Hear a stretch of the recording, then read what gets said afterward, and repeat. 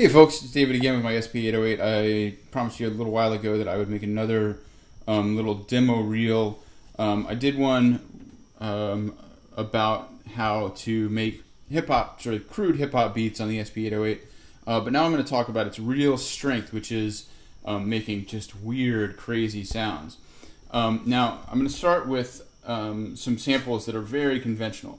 I was just kind of messing around and trying to make kind of a pop song a few years back, and so this is what I ended up with. I'll tell you a little bit about how this shows how the SP-808 works in just a second.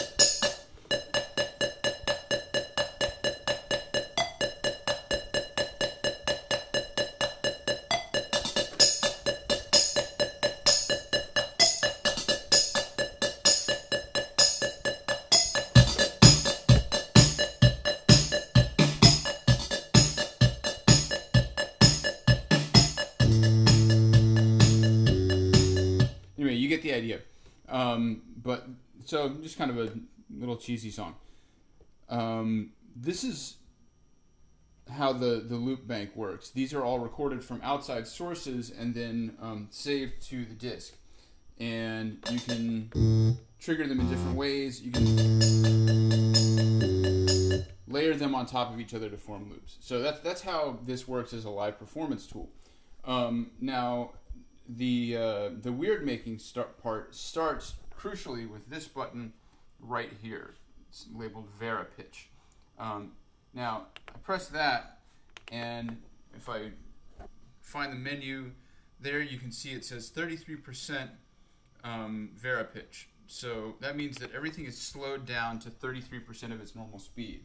And the Roland SP-808 has a really interesting engine for doing that conversion. The sound is really unique. It completely changes the character of the sound. So check this out. This is what it sounds like now.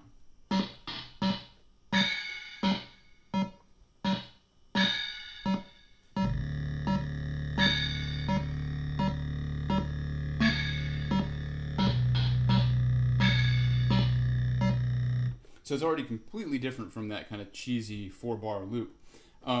Now, there are a few things that we can add on to that. It's the processing flow is powerful enough that you can just stack a bunch of stuff. First, obviously, is effects. So right now I have a cathedral reverb selected. There are about 100 effects that you can scroll through.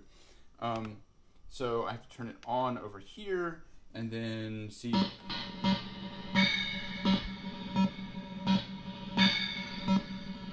And I can mess with these knobs.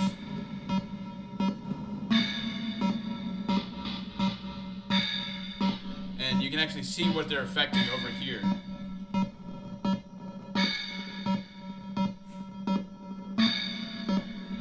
So in a weird way, it's a little bit like this is a MIDI controller and a computer processor built into one unit.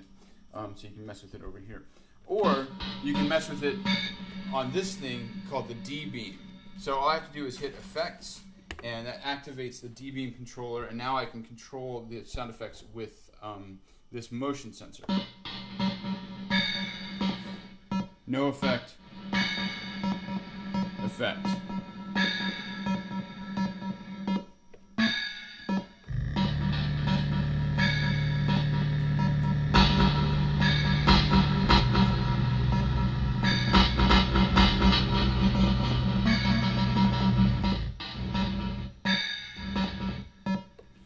And if we want to get really weird, you can actually use the D-beam to control pitch too.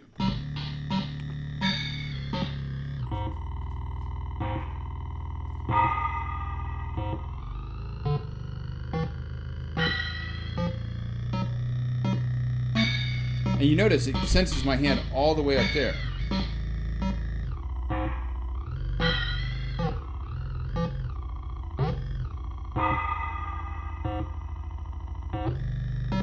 Super cool stuff.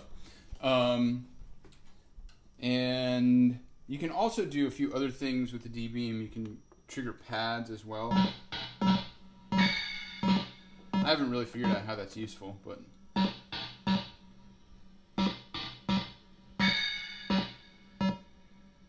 trigger and stop.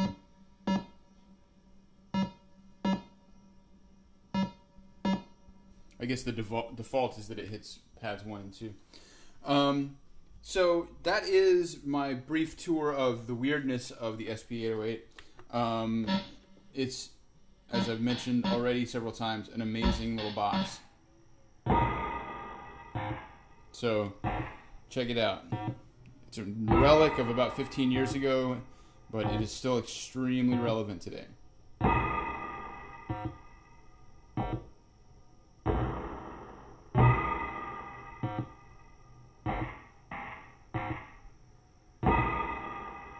And if you want to hear more stuff like this, you can follow me on SoundCloud on Glaciers of Ice.